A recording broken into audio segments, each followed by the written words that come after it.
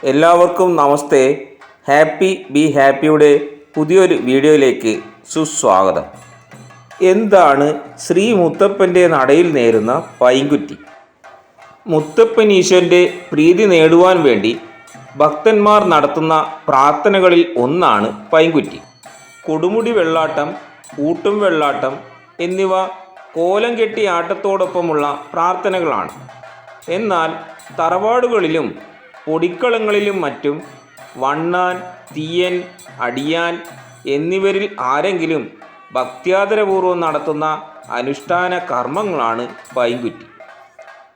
പാലുള്ള മരത്തിൻ്റെ ചുവട്ടിലും വയൽമൂലയിലും ആലവാതിൽക്കലും തറവാട്ട് മുറ്റത്തുമെല്ലാം മുത്തപ്പനെ വിളിച്ച് പ്രാർത്ഥിച്ച് പൈങ്കുറ്റി കഴിക്കാമെന്നുണ്ട്.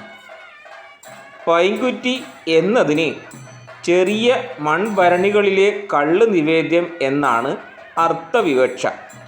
വൻപയർ, കടല തുടങ്ങിയ 5 വർഗം പയറുകൾ വറുത്ത് വേവിച്ചതും ഉണക്കമീൻ, തേങ്ങാപ്പൂള് എന്നിവ ചേർന്നതുമായ പഞ്ചങ്ങളും കോൽപ്പാടും പൈങ്കുറ്റിക്ക് മുതിർച്ച വയ്ക്കും.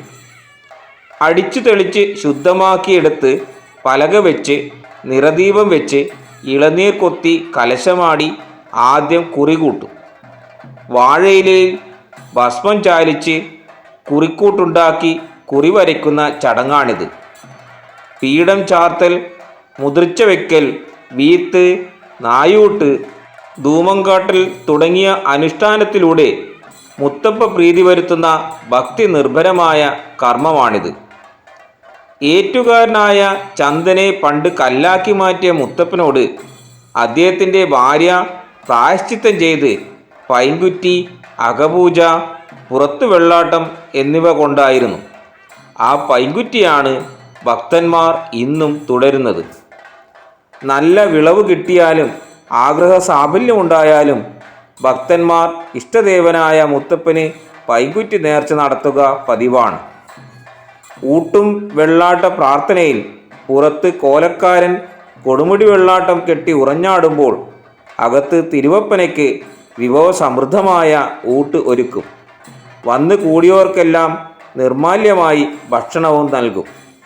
പൈങ്കുറ്റി എന്ന വാക്കിന് മനോഹരമായ കൊച്ചുപാത്രമെന്നും അർത്ഥമുണ്ട്. Thanks a lot for watching.